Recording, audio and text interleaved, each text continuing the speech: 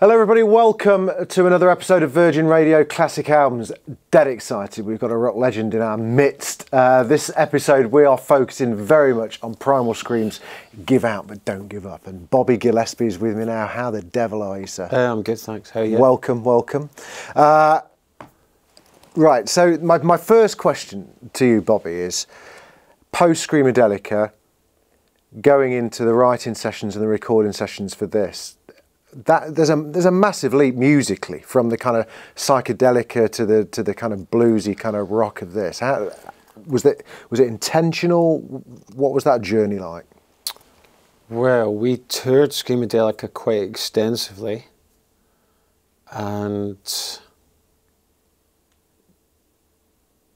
I guess club culture had changed. You know, you changed it. Well, I don't know if we changed it, but it had, maybe it started to split into different, different fractions, genres, yeah. And maybe, and I know for a fact that Andrew Weatherall had gotten harder, darker techno. Yeah. Kind of unemotional techno. Unemotional techno. Well, it's just, yeah, it's very, he would say, I say, what you've been listening to is some records made by panel beaters from Prague. Brilliant. That's a good summary of kind of like some pretty grim techno, isn't it? So you chose to follow the heart and the soul. So Andrew was going down in that direction, and we, I guess, were enjoying being a live rock and roll band, and when we began writing songs, post Screamadelica, we were writing mostly ballads. Yeah. Like Everybody Needs Somebody, Big Jet Plane, were the two first songs that we had. Oh, really? Okay. Yeah, funnily enough, and then we had we'd sort of a vague version of. We had a chorus of rocks, and we had we had the chorus of rocks, and that was about it. And then we wrote some more songs. That was at the end of 1992, I think, because we'd gone into a studio called Roundhouse in Chalk Farm, and Creation Records had booked the studio and asked us to go into the studio. I knew we only had like two ideas, two and a half ideas. Yeah. 2 ideas and a chorus, and so nothing much got done. It was kind of a bit of a failure, actually. Yeah. And we went through a couple of producers, and we went through a lot of engineers. We were there for about a month, I think. And may even have been longer, and but not much got done. Nothing constructive got done. Is that because of a couple of demos? Is that because of whereabouts it was, where the studio was? Or was it kind of? Do you find you have to separate yourself from the scene to kind of get stuff, to get work done? Being in London was difficult because there was a lot of distractions, and everybody knew where we were, and it was kind of party central, you know, after a certain time at night, and also we didn't have a lot of material to work on, and we weren't at that point the kind of band that could write songs in the studio.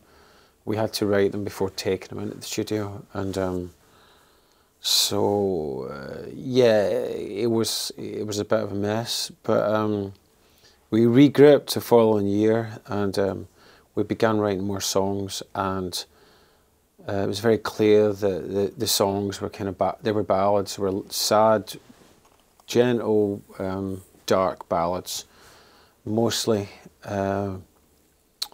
So it was clear that we were going to have to. It wasn't going to be Screamadelica Part 2. Yeah. And I don't think we ever had any intentions of trying to do that. It would never have worked, because Screamadelica was, it was a great document of the times, of when it was written, recorded, and us being involved in like Acid House and meeting Weatherall and The Orb, and well, everything had changed since then. In that brief moment, even like 18 months later, the whole landscape had changed. It had changed. It totally had changed, and so we went that direction, you know, the direction of Give Out, which was country soul ballads. And were you listening? Was there anything particular you listened to at the times? Were you kind of, was it a bit of Graham Parsons, a bit of Black Crowes, bit of? You know? No, more like listening to a lot of southern deep soul music. People like James Carr, O.V. Wright, a lot of Aretha Franklin. Also, stuff like the first Boz Scaggs album. Wow. Willie Nelson's Phases and Stages, Donnie Fritz, Prone to Lean. So the last three are guys coming from, well, not so much Willie, but you know, what joined the last, you know, Boz Scaggs, Willie Nelson and Donnie Fritz was the fact that the rhythm section on those records was the Muscle Shoals rhythm section, yeah. which is David Hood and Roger Hawkins, and also they had also played on Respect by Aretha, You Make Me Feel Like a Natural Woman by Aretha, they know what they're doing. Mustang Sally, Wilson Pickett, I'll Take You There, Respect Yourself by Staple Singers, and my personal favourite, If Loving You Is Wrong, I Don't Want to Be Right by Luther Ingram. So that's where you were. They were your kind of bookmarks. And I think club culture had changed as well. It kind of, for us, it felt like it gone from like a inclusive, you know, ecstasy inspired inclusivity, anything goes, attitude, and I think more it was become more cocaine, more elitist. Cliquey, more cliquey, wasn't it? More cocaine, more elitist and colder and unfriendly, and things got darker. I think culturally, in youth culture, the youth culture we were involved in, it definitely, things got darker, and things got darker in our bands, and so we somehow this was the music that we were writing, and we never sat down and said, hey. It wasn't a conscious kind of plan. Nah, it was just pouring out, you know. McGee wasn't like, sound like the Stones a bit more. No, McGee wasn't. I don't know where McGee was. He was Nebworth, I think. No, that was later. Was that a bit later? This is pre-signing Oasis. Right. Okay. This is before he'd signed Oasis. So this was the kind of. I think he signed Oasis in 1993. I think the year after. I think it was. This is the year before. Did he sign Oasis with Screamadelica money? Do you think? You have to ask McGee that. I'll ask him that. Yeah.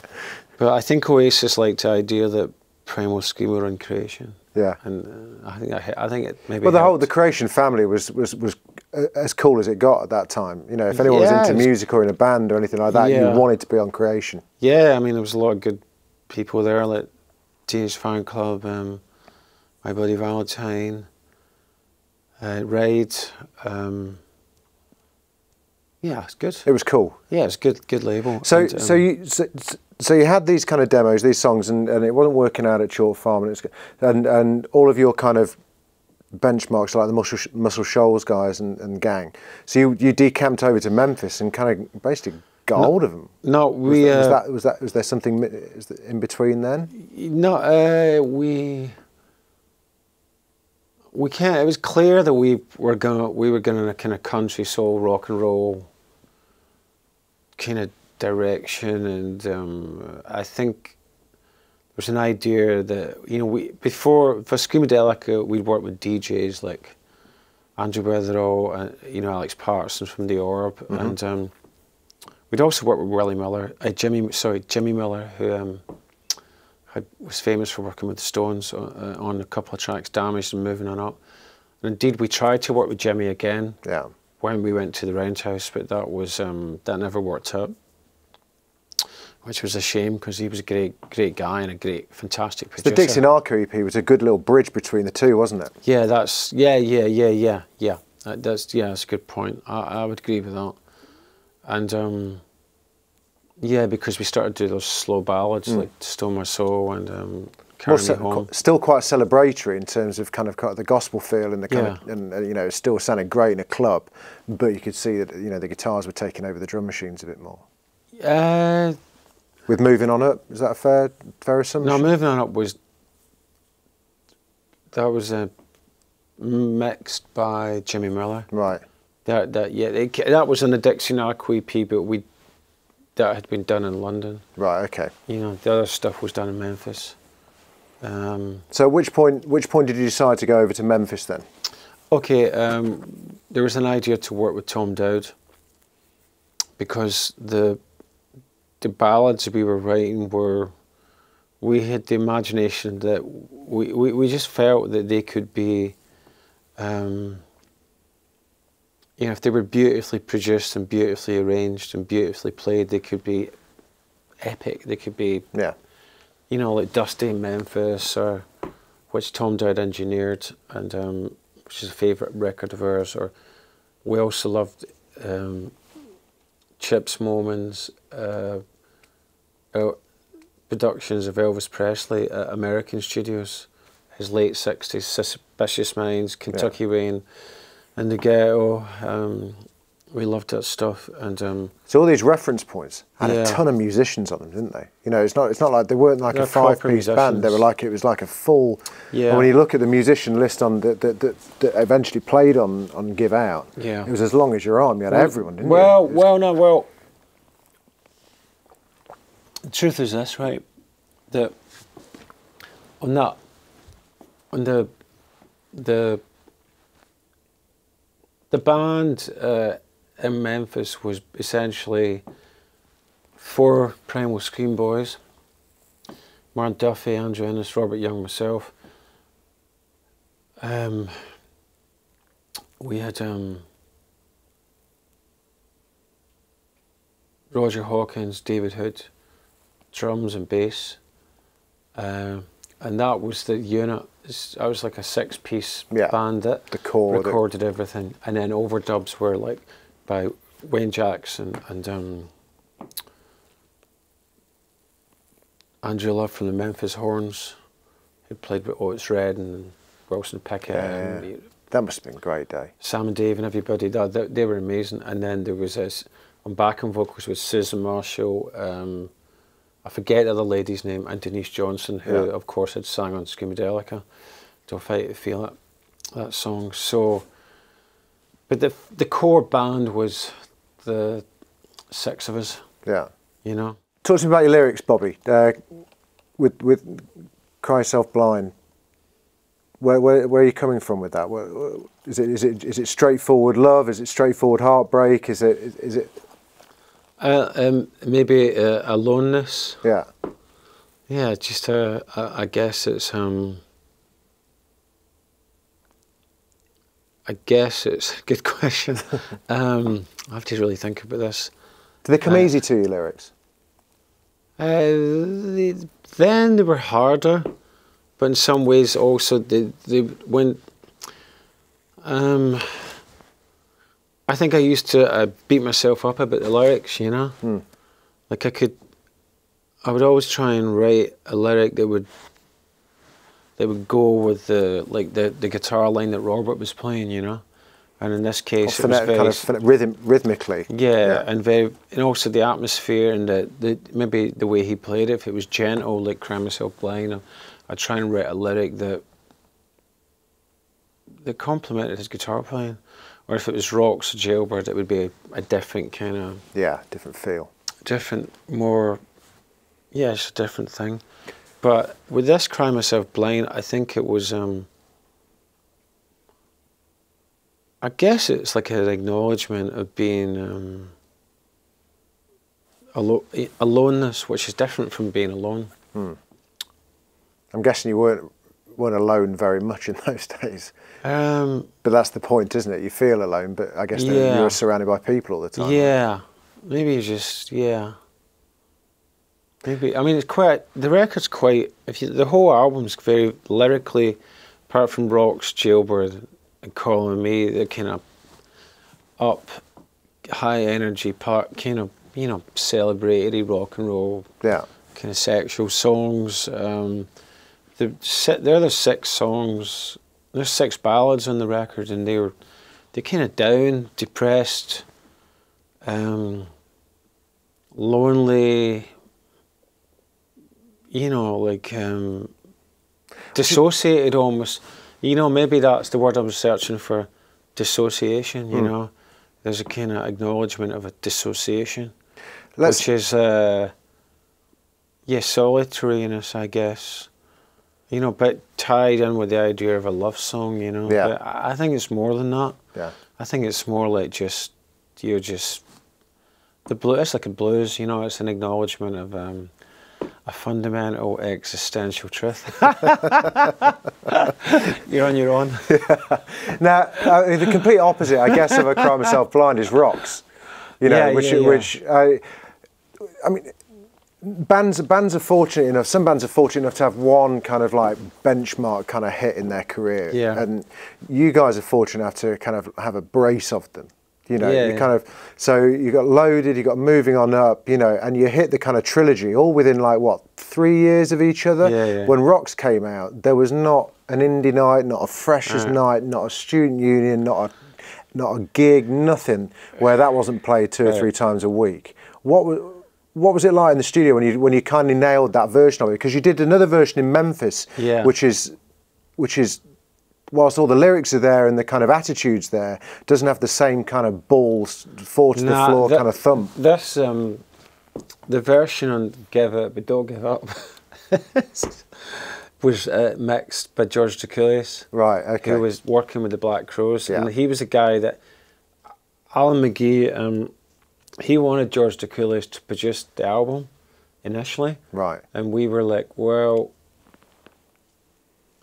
we listened to what he'd done with Black Crowes, and it felt to me that it was less of a production and more of a kind of a very good recording of a band playing the songs like exactly the way they would play them live. Yeah. But we wanted production, and we wanted arrangement, and we wanted sophistication, and we wanted to make a more adult, more grown-up record. Like a classic record like Dusty in Memphis or Suspicious Minds or Kentucky Way. One that's been crafted in the studio. Crafted, and we knew that, we had the feeling that we could achieve that with Tom Dowd. So, but the version of Rocks that is famous, that everybody loves, is the Dacoulias version, which is more glam rock. He whacked a huge big breakbeat on it, replayed the bass, Andrew Innes replayed the guitar, and yeah, and it's a Which do you prefer? Stomper. I love them both. Yeah. I think they're. I think the original Memphis Sessions version, I'm not sure that would have been a hit. I think it was. I listened to it on the way here, and whilst everything's there, it doesn't have that hedonistic kind of. You know, I listen to that version of Rocks, and I can close my eyes and see the cover of Select magazine when you're on the bed with Kate Moss, and it's all kicking off, and everyone's kind of like, it's the best time in the world, and everyone's in their 20s, and life's going to always be like this. That's how it feels. Do you know what I mean? Yeah, it was a celebratory. Did you know? I mean, when you heard that, and when you're in the mixing room, hearing the final mix of that, were you kind of like?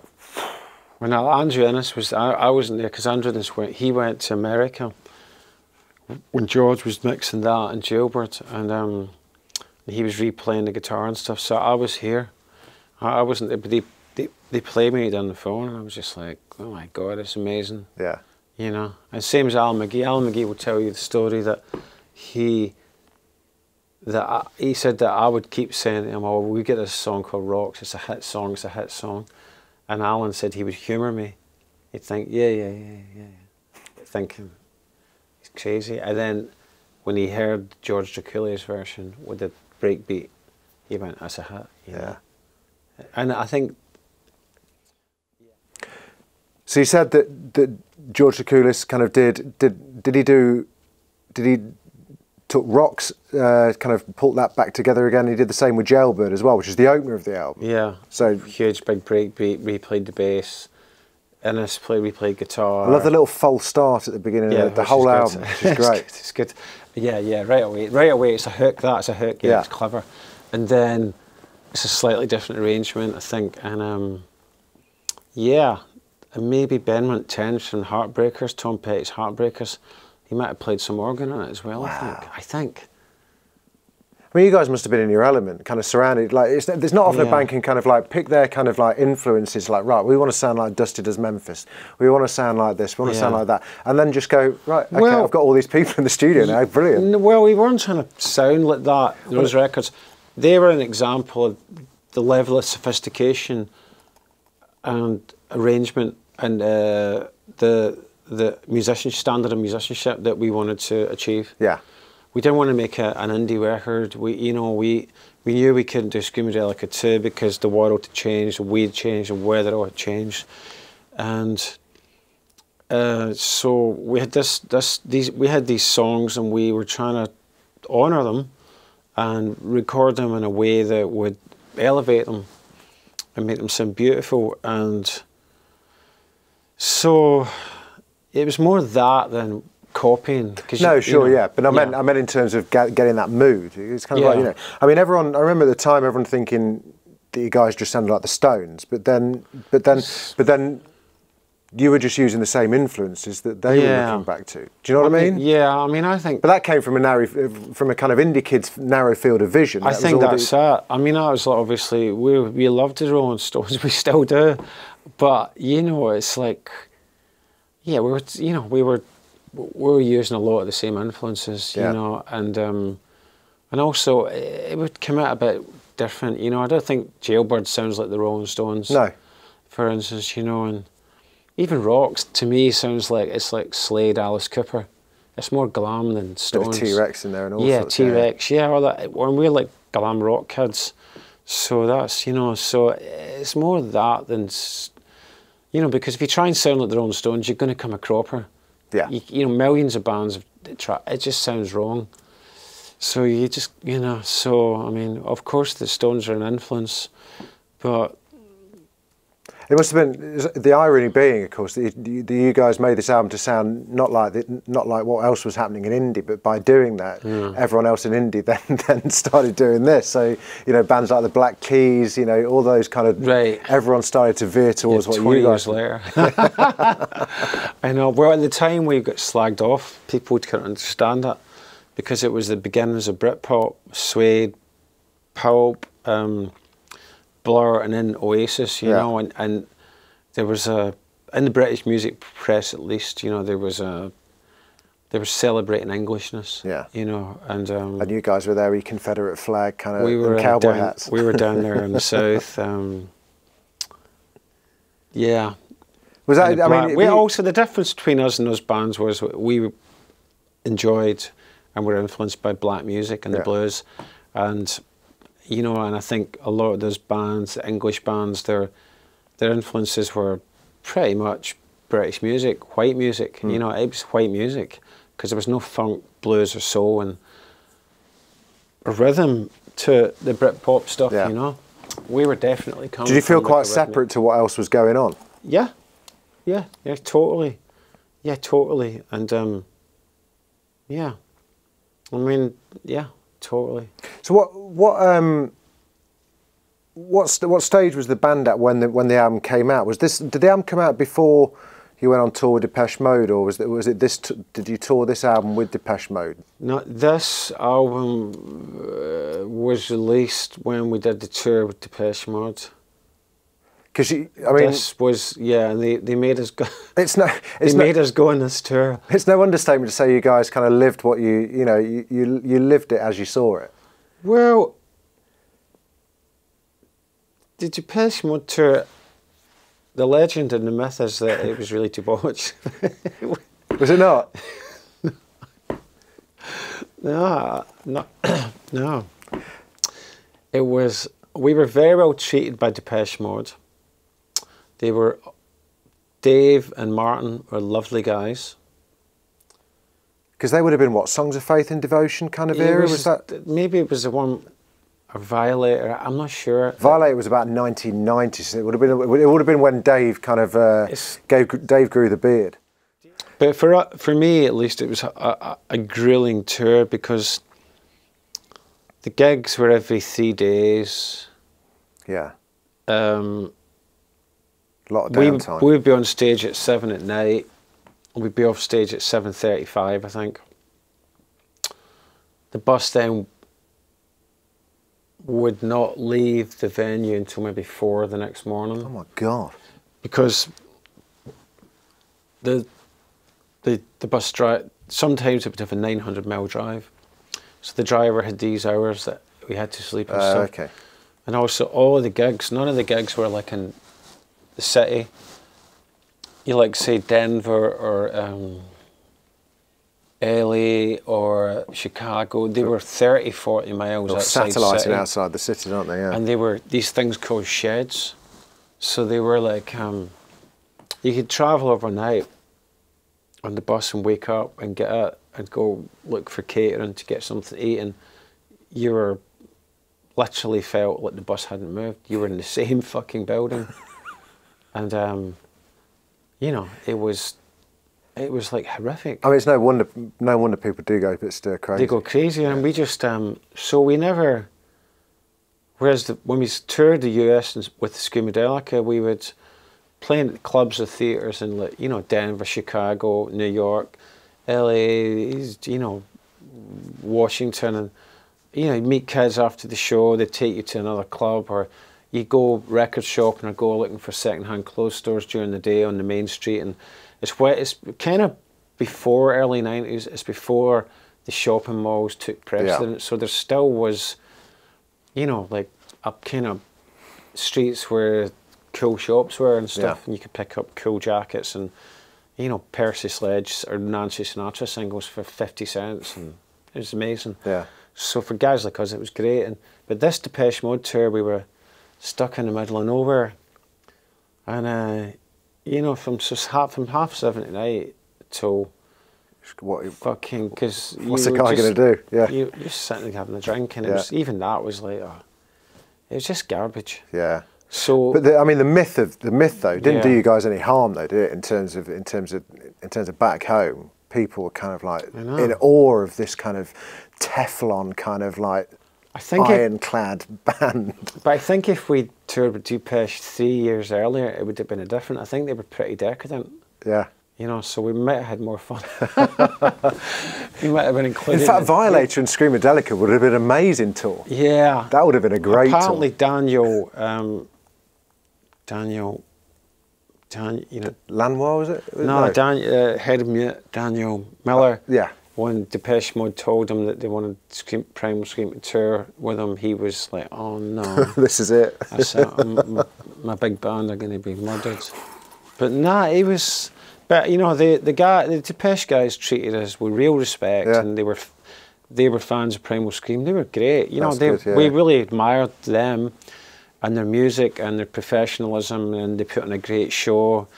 But for us, we were playing at like these kind of middle-class goth girls, teenage goth girls every night who just wanted to see Dave Gahan. Yeah. Or Dave Gahan, you know, and which is fine. It didn't bother me, but I knew after 2 shows this is not going to work. This is not the tour. Whereas if we toured with like a rock band, we were very much a rock band, and it would have worked better if we toured with Hole or somebody. How do you think then we would have died.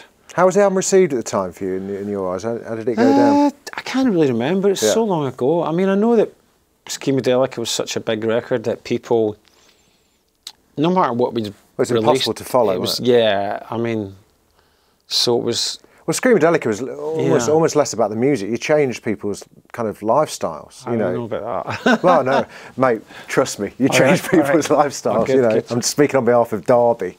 Oh, good. So you did us a favour. But nothing could have followed that, could it? I don't think so. I don't think so. But having said that, like I said, moving on up, Rocks came out. As well as that, you had kind of like Jailbird, you had kind of Cry Myself Blind, and even I remember playing the dance mix to Funky Jam, kind of as an opener in the clubs really often. George Clinton. Yeah. Because I was going to ask you about George. So George sang on Funky Jam and also the title track as well. What was it like working with him? Well, the George thing was weird because, well, it wasn't weird. It was more like, can I tie it into the Memphis? Yeah. So when we went to Memphis, we had 6. Yeah, we had the Rocks. The artwork's great. It's of the Ardent kind of like tape track with the list, and it's got Rocks. I think Funky Jam. They're all there. Yeah. But if you look at that tape box, on the cover of the Memphis session, there's like 3 rock and roll songs, 3 rockers at the beginning and then 6 ballads. And they were the songs that we had when we went there. Although we wrote Sad and Blue, we wrote that in Muscle Shoals. Because the recording of the album was delayed for a week because Tom Dowd had to go for a heart operation. He was like 67. Right. So we'd had the tickets booked, hotels booked, so we went to America and then we went to Muscle Shoals and hung out with David and Roger for a week, and we wrote Sad and Blue whilst we were there.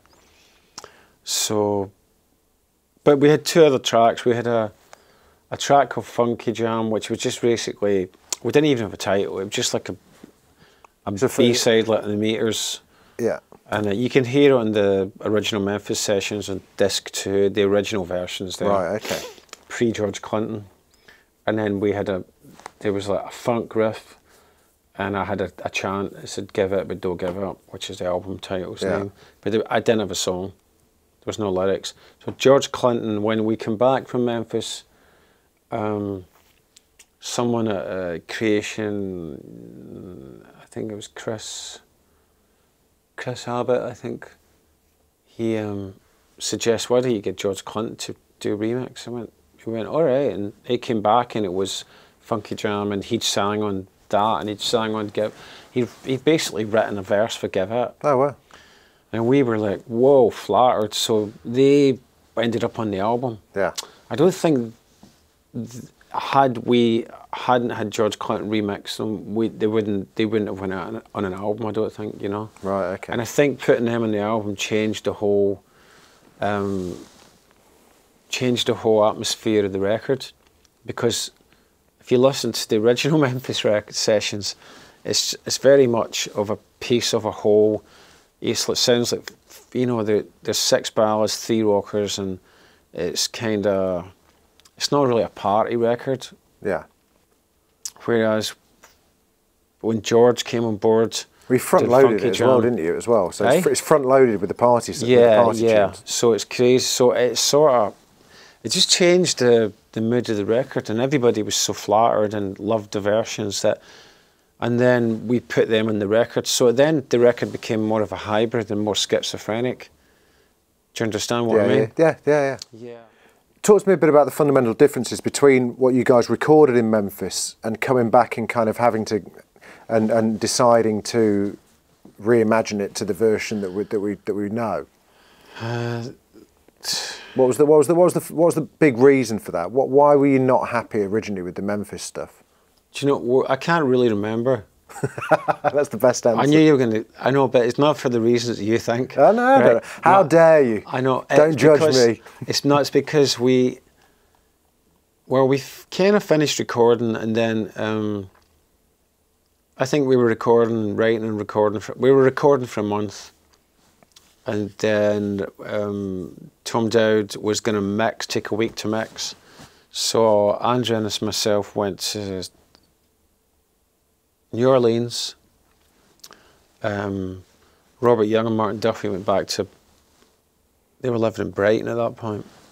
So we were supposed to regroup 1 week later, and Tom was going to play as the mix. So when Andrew and myself came back from, we came from New Orleans. Robert and Duffy never made it, because Duffy he had some accident in New York. We don't know if he was stabbed or, but anyway, he had to be flown back to England. Robert Young arrived like a day or 2 late, and he was in a bit of a mess. He was kind of traumatised by what had happened. Mm-hmm. And Tom Dowd played the album. I think the 3 of us went into a room, the 3 Primal Scream guys, and we came back out, chatted about it, and we started doing things like taking horns, like Jailbird's the first track, so we said, can we take the horns off? Because we thought the horns were getting in the way of the guitar riff. Right, so there was clear in your mind that there was something not quite right, and you were trying to find what that source, where the source was. We were a bit like, shit, we get rid of the fucking horns. So we started taking the horns off Jailbird, and because I guess Robert's guitar riff is so powerful and strong, and the horns we felt were getting in the way, and then we just, from there, we just started remixing everything. Well, with Tom Dowd saying, oh, can we, like for instance, in the song Sad and Blue, Robert had got rid of his guitar solo, and he'd found this, he'd met this guy when he was somewhere in Memphis one night, and he brought him back. He disappeared with this guy, and he was hanging out with this guy, and I come back and be on the record. yeah, he basically said, a guy plays the blues and he's a great harmonica player. So he brought him in and got him to play on the record. And so in Sad and Blue, Robert has this beautiful guitar solo, and anyway, he had the guy play harmonica and just wiped out Robert's guitar solo. Wow. So and what's the what? And stuff, there was just stuff with that, and I Yeah, remember yeah. sitting thinking, this is I don't know what to say. So you had to really kind of reshape it. I guess It started to be, yeah, and then we just started remixing it, and then we re-recorded the song Big Jet Plane in Memphis with That's got my Dowd. favourite moment on the whole album on Big Jet Plane. Is it right at This the end? album or the new one? Right at the end, Yeah. is just where you just shout, Jesus Christ. aye. That's my favourite Because bit. it was, yeah, that was a I good... can't tell if that's frustration or you're kind of like reaching out, you're screaming for something. No, I like was happy. But it was a kind of, yeah, but it was a little tribute to Graham Parsons, I guess. But we re-recorded that song with Jim Dickinson playing piano, Yeah. or electric piano, and recorded it with Roger and David and Tom Dowd, and so that was the one that went on this album. Yeah. And so then we came back to England and we sat on the record for a bit. There was no enthusiasm from Alan McGee at all. Right. So I guess we were kind of, during the Screamadelica period, we would get, McGee would be, it sounds amazing, it's the national anthem. We've got to release it next week, you know. Fuck everybody, you know. There was none of that. It was just like McGee That must have been like, oh, and he right. was like, Bob, this is the quote, he said, we're going to have to remix it. Dowd's ears have gone. He's too old. You know, we need, it just sounds... Is that a fair criticism in hindsight? Well, I don't think so. I think Dowd's ears were good. They were just different. Alan wanted something that sounded a bit more like ourselves. I think he wanted it more edgy and contemporary, because remember, it was a time in Nirvana. Yeah. So everything was like really in your face. Yeah. Quite harsher mixes, wasn't it? Yeah, and I think Alan, and we possibly as well, when we heard the original Memphis Tom Dowd mix, felt maybe it should be a bit harder. Listening back to it now, it doesn't. I mean, it sounds great. It sounds great. I know. Which is, I guess, why you've decided to put it out. Yeah. What's your favourite moment on the album? Big Jet Plane. As an entire, Yeah, I love it. I love it. And if there was one song, that you could remove from the album, is there one that you would take off? I would prefer that I had sang the song Free. Poor Denise. Because I mean I wrote the lyric and Yeah. I wrote the melody, but I think I just I think I suffered a crisis of confidence. Right. Okay. Over What the in song terms of lyrics, vocal ability, or? Yeah, I think so. Yeah, I'm way more confident now than I was then, and I probably felt that I couldn't. I don't know what, I was down on myself and I lost a bit of confidence. Yeah. And I wish I'd spoken to the band and spoke to Tom Dowd, because I think they would have said to me, "Oh, you can do it." Mm-hmm. I think I talked myself into not doing it, and then we asked Denise to come and sing it, and she sings it beautifully. Yeah. You know, but I think it's my song. You know, so that's the only. If I was being honest, that's a fair point. Right, you've got an opportunity. Which other song that we haven't already played would you like us to end the show on? Everybody Needs Somebody. Everybody needs. Because it's Robert's guitars just breaks my heart. Bobby Gillespie, thank you so much. It is truly a Virgin Radio classic album. Thank you for coming on. Thanks. Much appreciated. That's great. Cheers. That was brilliant. The best music all day. Virgin Radio.